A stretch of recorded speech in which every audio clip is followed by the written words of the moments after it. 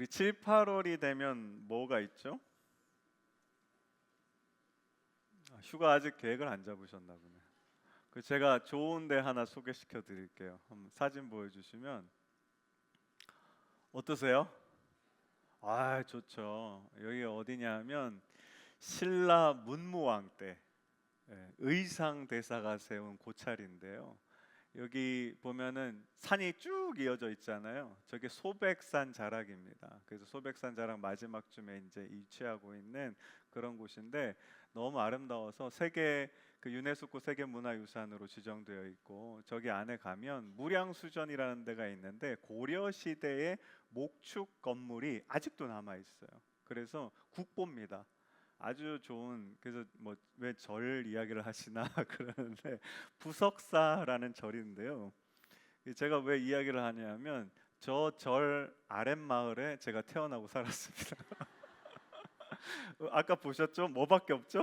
산밖에 없어요. 완전 산골인데 그 아랫마을에 참 이 특징이 몇 가지 있는데 뭐냐 하면, 여러분 보시면 다 산이잖아요, 그렇죠? 그리고 막 논밭이 별로 없어요. 그러니까 산을 이제 일궈 가지고 다 뭐 하시냐 하면 사과나무를 다 심으셔서 과수원을 그렇게 하세요. 거기 계신 분들은 다 과수원을 하시고, 그 다음에 또 하나는 이제 실향민들, 그러니까 이북에서 이제 피난 내려오신 분들이 그 동네 모여 살아요, 집성촌처럼. 근데 저희 할아버지 할머니도 평양에서 오셨는데 이북 사람들이 특징이 있습니다. 뭐가 있냐 하면요, 저도 족보가 없어요.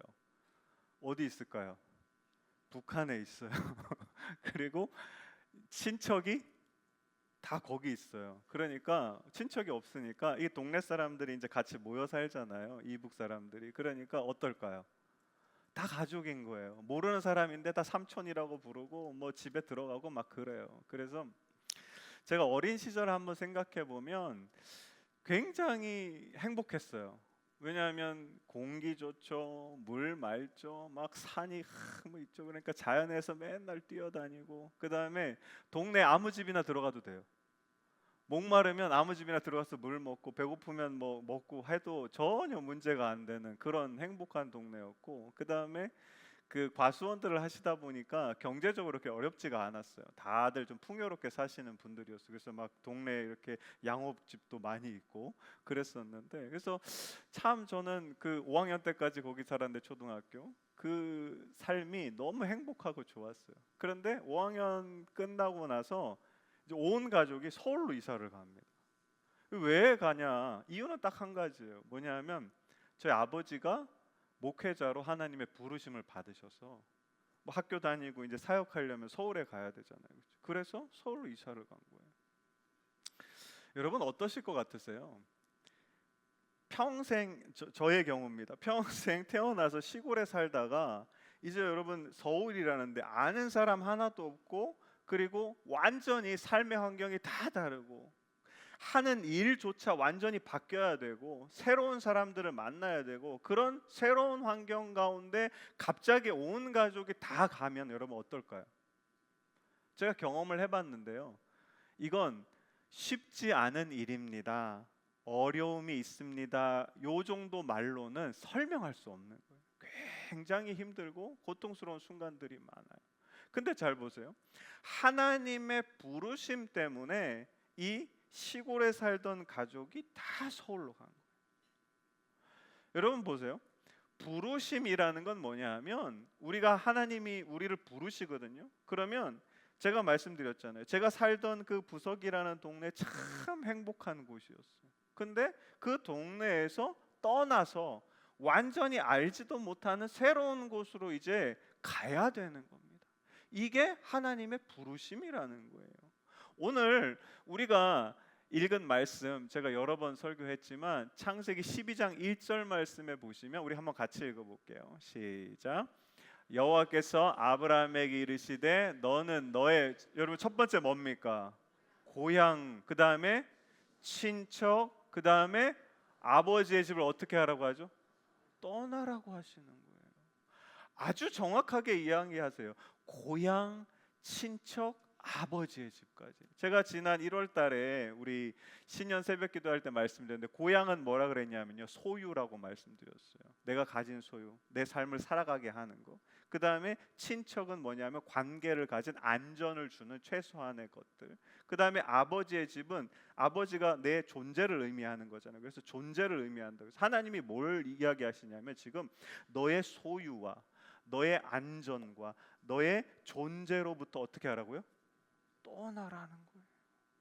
그게 하나님의 뭐라고요? 부르심이다. 여러분 오늘 꼭 아셔야 될 게, 하나님이 그러면 왜 이렇게 참 좋잖아요, 그렇죠? 고향 얼마나 좋아요, 친척 있는데 얼마나 좋아요, 아버지의 집 얼마나 편하고 좋습니까? 거기를 왜 하나님이 떠나라고 하시는지 이걸 우리가 알아야 됩니다. 먼저 우리 아브라함의 고향으로 한번 가보면, 우리 사도행전 7장 말씀에 보면 아브라함의 고향을 좀 독특하게 표현하는데 한번 보여주세요. 같이 읽어보겠습니다. 시작. 스데반이 이르되 여러분 부형들이여 들으소서. 우리 조상 아브라함이 하란에 있기 전에 어디에 있었답니까? 성경에 이런 단어 잘 안 나옵니다, 그렇죠? 메소포타미아에 있을 때 영광의 하나님이 그에게 보여 똑같이 말씀하십니다. 이르시되 내 어디요? 고향과 친척을 어떻게 하라고요? 떠나 내가 내게 보일 땅으로 가라, 이렇게 하셨어요. 오늘 이 스데반이 이제 죽기 전에 마지막 설교하는 장면인데, 이 사도행전 7장에 스데반이 특별히 아브라함의 고향을 어디라고 이야기하죠? 메소포타미아. 많이 들어보셨죠? 예. 이 메소포타미아는요, 그림 보여주시면 세계 4대 문명 중에 첫 번째로 발상한 겁니다. 메소포타미아 문명, 이집트 문명, 그리고 인더스 문명, 황허 문명, 이렇게 네 가지 큰 문명의 발상지가 있는데, 그 모든 문명 중에 기원전 3500년에 가장 먼저 시작된 곳이 어디냐 하면 메소포타미아 문명이라는 거예요. 그런데 이게 얼마나 대단하냐면요, 넘겨주시면 이게 상상도거든요. 여러분 좀 감흥이 오세요? 지금 보면 감흥이 안 오시죠? 근데 저게 언제냐면 지금으로부터 5,500년 전입니다.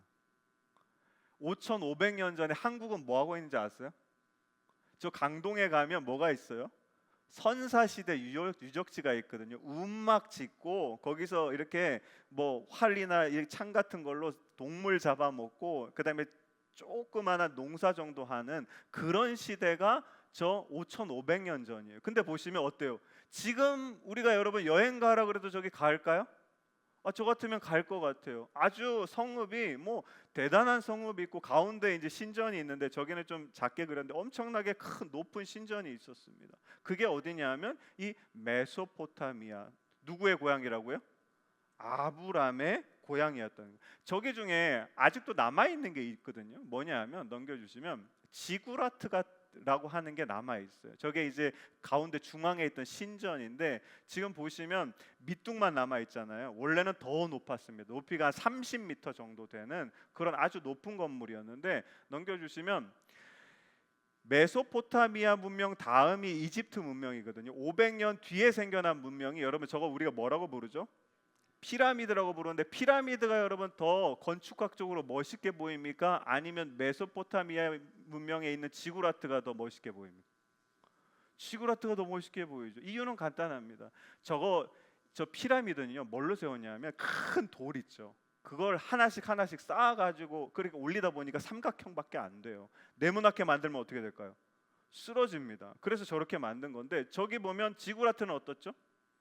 네모나게 돼 있죠. 그 다음에 구조도 되게 복잡해 보여요. 저걸 할 수 있었던 이유가 뭐냐면 이 하구에 뭐가 많냐면 진흙이 많아요. 그래서 진흙을 원래 옛날에는 여러분 이 벽돌을 만들면 그냥 햇빛에다 구워가지고 집을 만들었어요. 그러면 우리나라 옛날에 벽집, 흙벽집이랑 똑같아요. 몇 년 지나면 어떻게 되죠? 다시 보수하고 무너지거든요. 근데 저기 이 지구라트 사람, 그 메소포타미아 사람들은 벽돌을 구웠어요, 불에. 그러니 지금 몇 년이 지났습니까? 5,500년이 지나도 아직도 그대로 있는 겁니다. 아주 견고하게 되게 세련된 건물처럼 보이거든요. 저게 진흙을 구워서 만들었기 때문에 이 지구라트가 아직도 남아있고, 여러분 5,000년 지나도 어떻게 될까요? 큰 피해가 없다면 저거 그대로 계속합니다. 아주 오래되고 견고하게 남아있는 거예요. 여러분 보시면 아브라함은요, 굉장히 좋은 데 살았어요. 지금으로 이야기하면 최초의 문명이 발상된 데, 최고의 문명이 발상된 데, 그리고 많은 풍성한 것들을 누릴 수 있는 곳. 여러분, 우리나라로 이야기하면 어디죠? 서울이죠. 서울 중에서도 어디요? 강남이죠. 강남 중에서도 뭐 의견이 분분할 수 있지만 청담동 압구정 같은데 이 누가 살았냐면 아브라함이 살았던 거예요. 그런데 하나님이 나타나서 어디를 떠나랍니까? 고향을 떠나라는 거예요. 그 좋은 데를. 여러분, 전 세계에 이 메소포타미아 문명이 있었던 이 아브라함이 살았던 곳보다 더 좋은 데가 있을까요?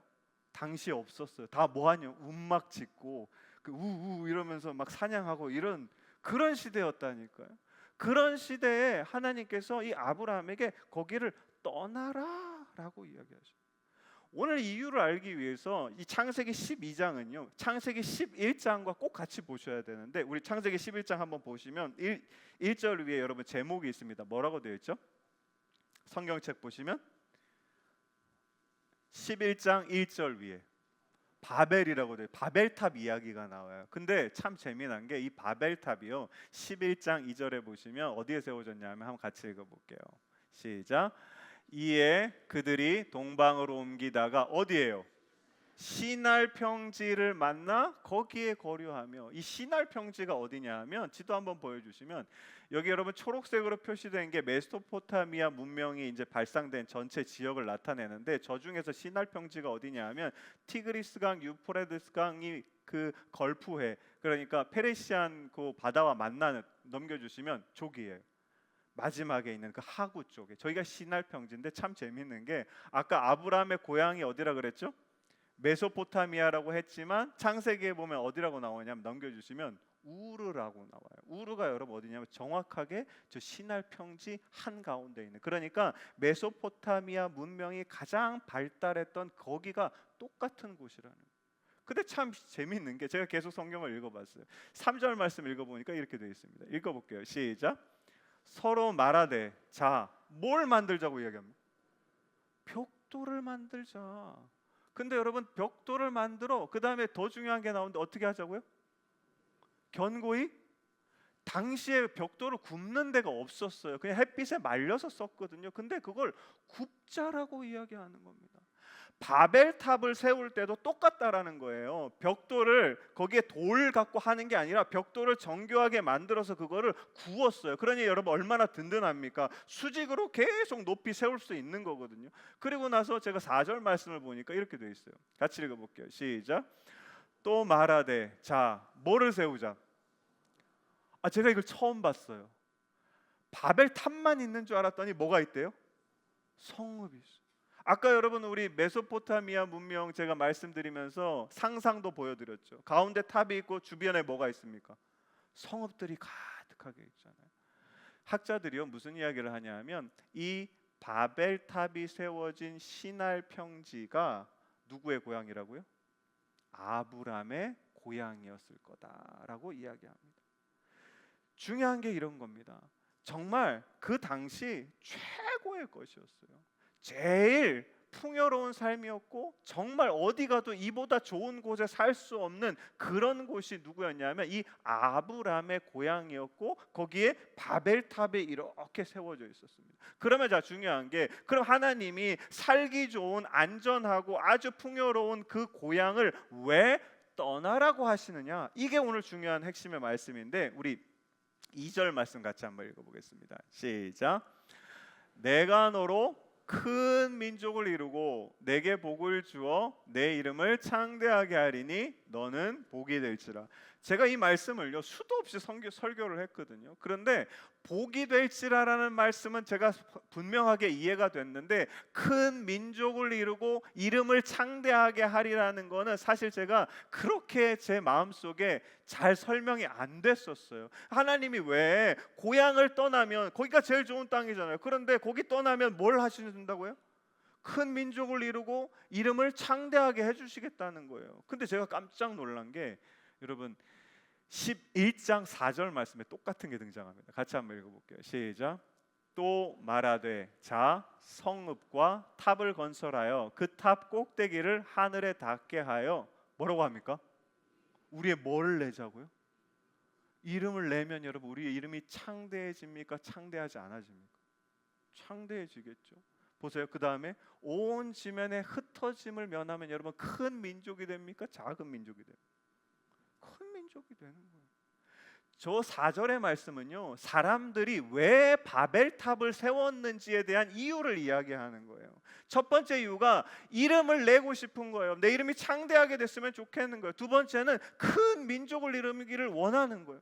근데 희한하게 12장에서 하나님이 그래서 바벨탑을 세웠는데 다시 하나님이 약속을 하시면서 아브라함 불러가지고 부르시면서 너 고향 떠나면 내가 너한테 두 가지 줄 건데 뭐냐 하면 큰 민족 이루고 내 이름을 창대하게 해줄 거야.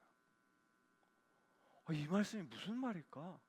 제가 말씀 이해가 잘 안 돼요. 그러면서 설교 준비하면서 아주 중요한 분 한 분을 만났는데, 우리가 인류의 역사를요, 그 인류 전체 이 문명을 역사적으로 공부하는 사람이 있고 문화적으로 공부하는 사람이 있어요. 이 문화적으로 공부하는 사람을 뭐라고 하면요, 인류 문화학자라고 하거든요. 그 인류 문화학자 중에 이 어니스트 베커라는 분이 있는데 한번 보여주시면, 이분이요 어떤 책을 썼냐면 죽음의 부정이라는 책을 썼어요. 그런데 이 책이 미국에서 굉장히 유명한 책이고 퓰리처상도 받았는데, 이분이요 인간의 특징을 어떻게 설명한? 여러분 인간의 특징이 뭐죠?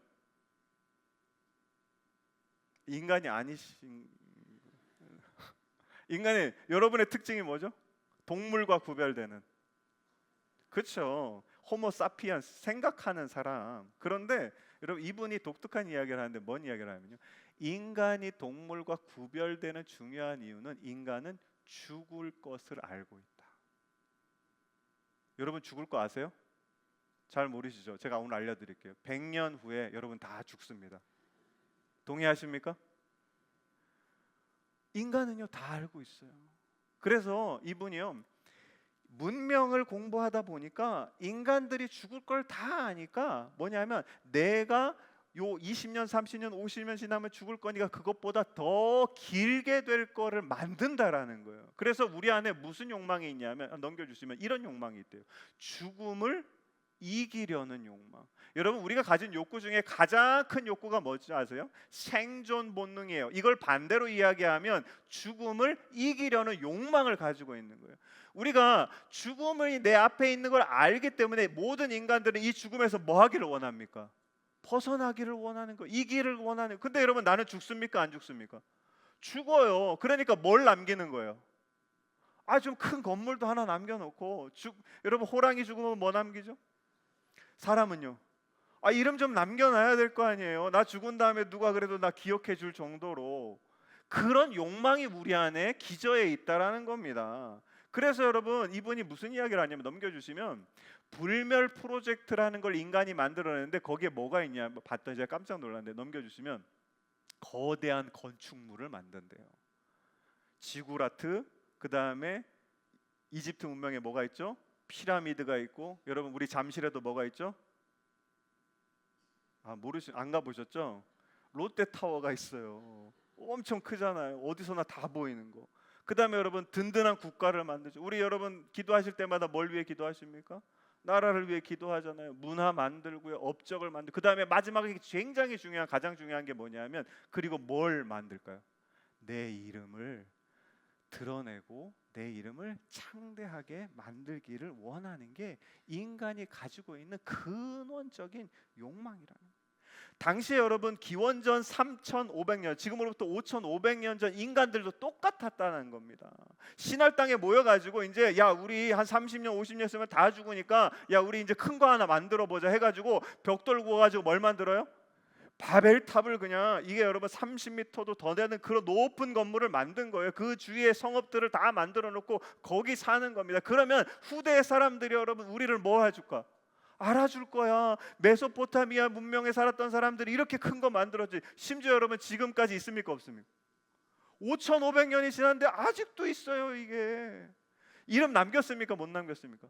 남겼죠. 그런데 보세요. 그런 우리에게 하나님이 오늘 두 가지를 이야기하시는 거예요. 뭐라고 이야기하시냐면, 보여주세요. 첫 번째 같이 읽어볼게요. 시작. 내가 너로 큰 민족을 이루고 내가 내 이름을 창대하게 하리. 여러분 바뀐 게 뭡니까? 똑같아요. 큰 민족을 3,500년 전에부터 지금까지도 이루기를 원하는 게 인간의 욕망이고 내 이름이 드러나고 창대해지는 게 인간의 욕망인 거예요. 그런데 여러분 보세요. 뭐가 바뀌었습니까? 보세요. 내가가 바뀌었어요. 아까는 여러분 누가 하는 거였습니까? 누가 바벨탑 쌓죠? 인간들이 바벨탑을 쌓은 거예요. 그런데 하나님이 그런 인간들에게 우리에게 뭐라고 말씀하시냐면 하나님인 내가 너로 큰 민족을 만들어 줄게. 하나님인 내가 너의 이름을 창대하게 만들어 줄게. 제가 이걸 읽고요 너무 깜짝 놀랐어요. 제가 성경 읽을 때마다 놀라는 건 뭐냐면 하나님이요, 물론 그러시겠죠, 우리를 너무 잘하세요. 여러분 보세요. 많은 사람들이요, 경기도에 있는 사람들은요 돈 벌면 어디로 갈까요? 서울로 이사 가요. 제 친구들도요 광명에 살다가 뭐 어디 가는 게 목표일까요? 잠실 들어가는 게 목표예요. 근데 여러분 왜 그런지 알까요, 모를까요? 몰라요. 우리 안에 어떤 욕망이 있는지 모르니까. 여러분 인천에서도 여러분 돈 좀 벌면 어디 가길 원합니까? 송도 가기 원하죠. 바다 보이는데 살고 싶잖아요. 다 이 안에 우리의 욕망이 있는 겁니다. 어떤 욕망이냐면 죽음으로부터 벗어나서 내가 좀 좋은 지역에, 좋은 곳에, 그 다음에 내 이름이 좀 크게 되고, 이런 걸 우리가 원하며 살아가는 삶이기 때문에 그렇다라는 거예요. 여러분 보세요. 요즘 카톡에 이렇게 사진 올리면 여러분 거기 뭐 누를 수 있죠? 하트, 좋아요 누르죠. 좋아요, 여러분 하트 받으면 기분 좋습니까, 안 좋습니까? 다시요. 하트 받으면 좋습니까, 안 좋습니까? 그죠? 10개보다는 20개가 낫고 20개보다는 30개가 낫잖아요. 그 왜 좋을까요? 하트 받으면 누가 드러나는 겁니까? 내 이름이 높아지잖아요. 야, 그래도 이 사람 50개 받았네, 100개 받았네. 이게 우리의 삶이라는 거예요. 그런 우리의 삶에 하나님께서 우리를 부르신다는 거예요. 왜 그런 부르시느냐? 여기에는 여러분 분명한 목적이 있어요. 자, 지구라트가 있는 당시 최초의 문명이 있는, 최고의 문명이 있는 정말 풍요로운 곳에 살았어요. 그래서 막 바벨탑도 만들고 뭐도 만들고 이름이 엄청났어요. 지금 5,500년이 됐는데도 없어지질 않아요. 그런데 여러분 여기 살았던 사람 여러분 아십니까? 모릅니까? 왜 몰라요? 죽으면 끝나요. 아무리 내가 이거 쌓아놓고, 아무리 내가 막 나라를 세웠어요, 내가 뭘 했어요, 내가 이렇게 큰 걸 만들었어요. 그렇지만 여러분 50년 지나면, 100년 지나면 인간의 삶이 여러분 어떻게 됩니까? 죽음으로 끝나는 거예요. 없어지는 거예요. 사라지는 거예요. 그런데 보세요. 하나님이 이렇게 보니까 얘들이 지금 죽음의 자리에 있는 거예요. 바벨탑 이만큼 쌓지만 그거 아무 필요도 없는 건데 거기서 그러고 있는 거예요. 그래서 하나님께서 뭐 하시냐면 그 고향과 친척과 아버지의 집을 어떻게 하라고요? 떠나라 말씀하시죠. 떠나서 내가 내게 보여줄 땅으로 가라라고 말씀하시죠. 여러분 놀라운 게요, 고향, 그러니까 바벨탑을 쌓을 때는 여러분 사람들이 뭐라고 하냐면 이름을 내자라고 하고요, 그 다음에 하나님은 사람들에게 이름을 창대하게 해주겠다라고 이야기합니다. 이게 어떤 차이냐면 표 한번 보여주시면, 자, 내다라는 건요 히브리어로 아사라고 하는데요, 일하는 겁니다. 누가 일합니까? 내 이름을 내려고 내가 일하죠. 그럼 어떻죠? 힘들어요. 내 이름을 내려고 내가 행해요. 그러면 여러분 어떻죠? 그 잘 됩니까? 잘 안 되고 삐걱거려요. 내 이름을 내기 위해서 내가 뭘 만들어요. 그럼 여러분 굉장한 게 됩니까? 아니요, 그렇게 굉장하지 않아요. 내 이름을 위해서, 내기 위해서 내가 뭔가를 형성해요. 그럼 여러분 어떻게 하죠? 엉성하게 형성이 됩니다. 그런데 보세요, 하나님이 이름을 창대하게 만들어 주시겠다라는 뜻은 뭐냐 하면 첫 번째 뜻이요, 놀랍게 성장하다. 내가 여러분 내 힘으로 뭔가를 만들면 일이라는 걸 만들었다 칩시다. 그러면 여러분 내가 성장해서 뭔가를 만들어내면 여러분 어떻게 될까요? 그게 일이 될까요?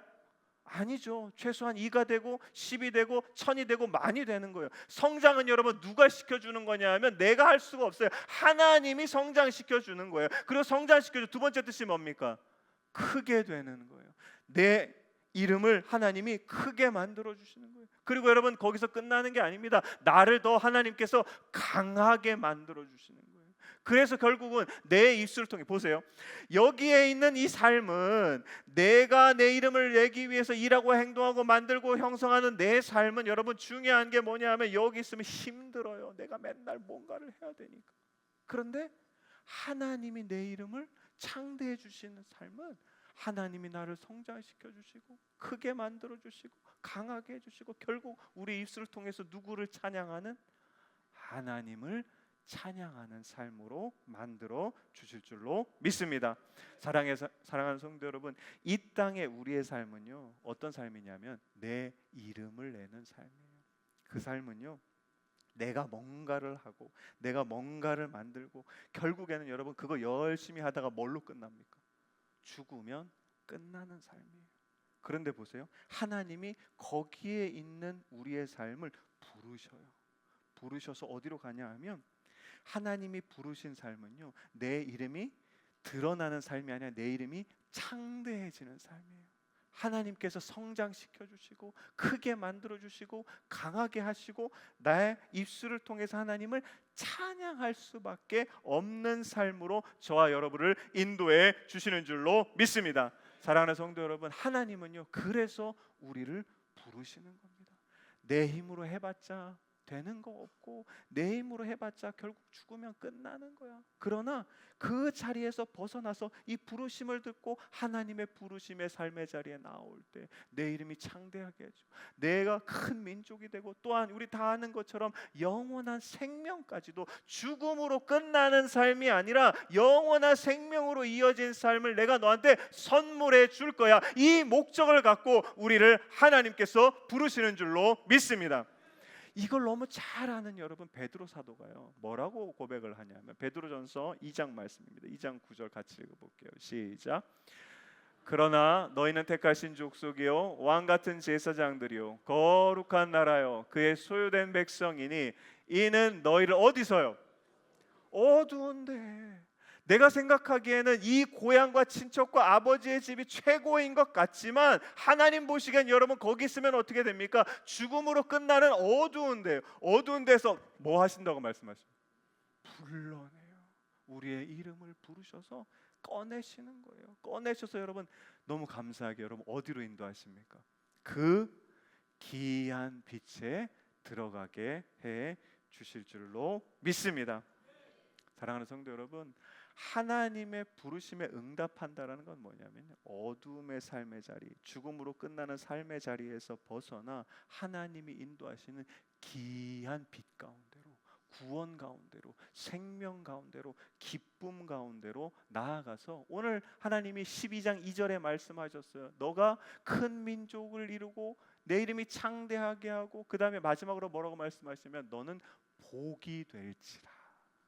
그 복을 누리는 삶으로 인도해 주시는 줄로 믿습니다. 바라기는 저와 여러분의 삶이 하나님이 여러분 그 부르심을 듣고 그냥 하나님 여기 나 좋은데 여기 계속 있으면 안 돼요. 이게 아니라 이해는 되지 않지만 여러분 우리가 꼭 기억하고 믿으셔야 될 게 있습니다. 하나님이 우리를 어디서 어디로 인도하신다고요? 어두운 곳에서 기이한 빛 가운데로, 죽음에서 생명 가운데로, 힘든 고통의 자리에서 기쁨과 복과 생명을 누릴 수 있는 자리로 인도해 주시는 하나님이심을 믿고 그 부르심이 비록 내가 따라가기 어려운 부르심 같이 보일지라도 믿음으로 그 부르심에 아멘으로 응답하고 나아가시는 저와 여러분 되시기를 주님의 이름으로 간절히 축원합니다. 지난주에요 화요일 날 밤에 전화가 왔어요.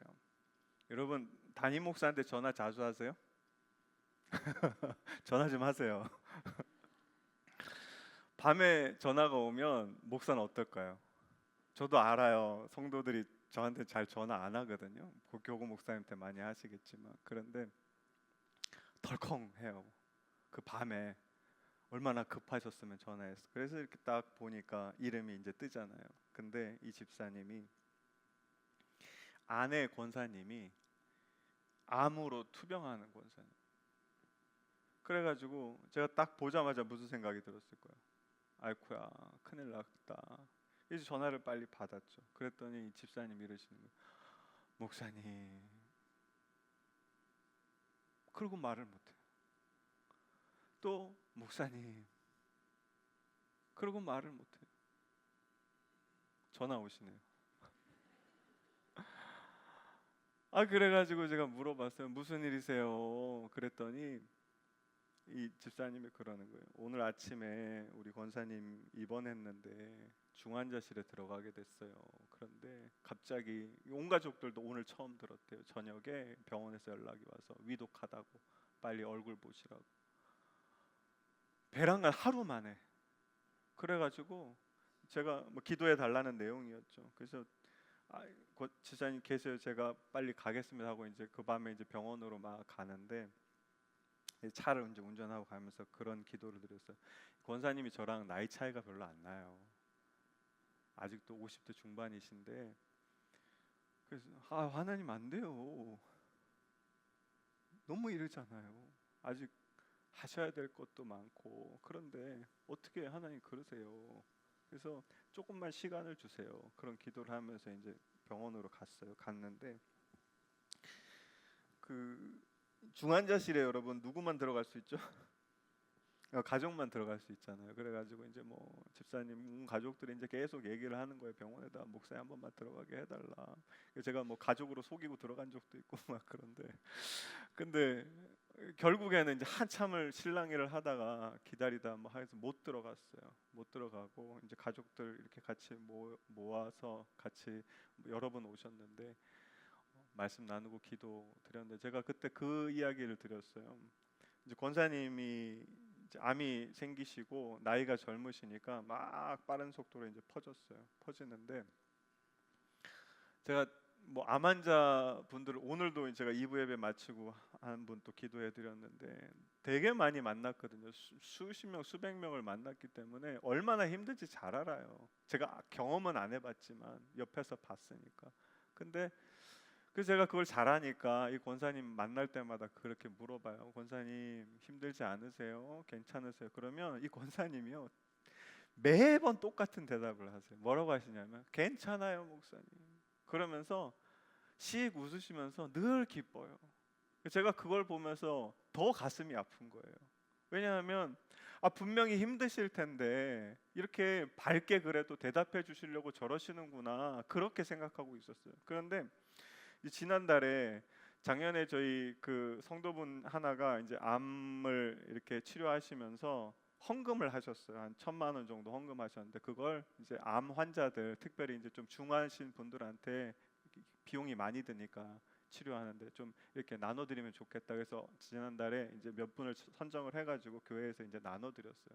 근데 그거 받으시면서도 뭐라 그러셨냐면 그때도 되게 안 좋은 상태였거든요. 근데 막 제가 기도해드리고 했는데 기도 받으시면서 목사님 감사해요. 소고기 사 먹을게요.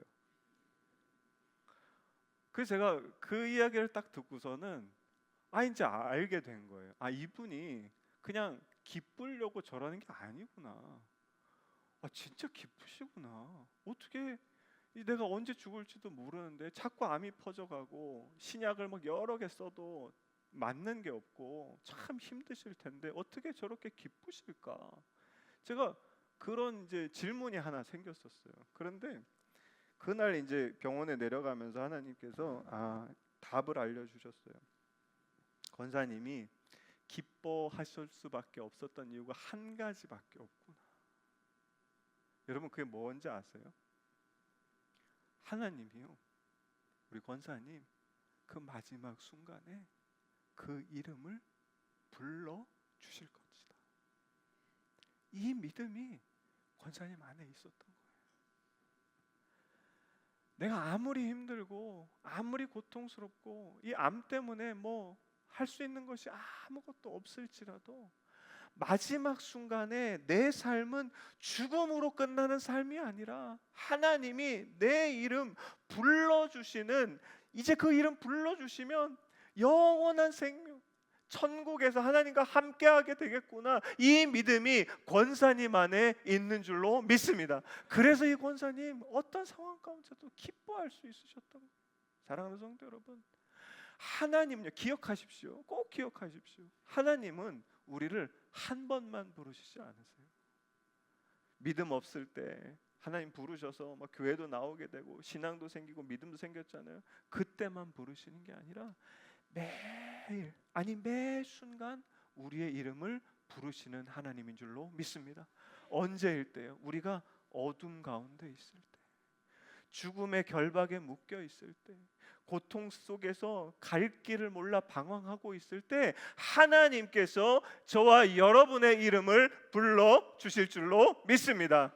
바라기는 저와 여러분이 그 하나님의 음성을 들을 수 있는 귀를 가지시기를 주님의 이름으로 간절히 축원합니다. 그러할 때 여러분, 우리의 삶은요, 그 어둠의 자리, 그 죽음의 자리에서 벗어나 하나님이 인도하시는 귀한 빛 가운데 들어가게 될 것이고, 여러분 걱정하지 마세요.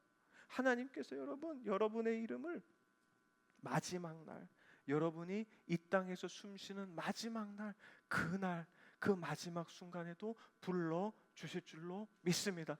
그래서 우리를 영원한 생명 가운데로, 천국 가운데로, 정말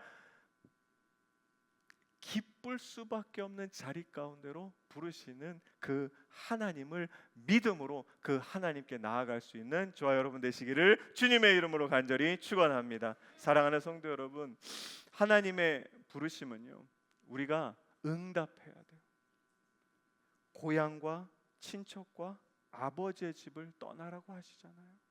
내가 지금 보기에는 이해되지 않고 받아들일 수 없고 그렇게 할 수 없을 것 같을지라도 그 자리에서 나를 어둠에서 기이한 빛 가운데로, 죽음에서 생명 가운데로 인도하실 신실하신 하나님을 믿고 내가 그 하나님의 부르심에 아멘이라고 응답하고 그 자리를 떠나 나설 때 저와 여러분의 삶은, 여러분, 구원받는 삶이 될 것이고요, 영원한 생명을 누릴 수 있는 삶이 될 것이고요, 그리고 어떠한 삶의 환경 가운데서도 여러분, 사랑하는 권사님이 늘 주문처럼 이야기하셨다.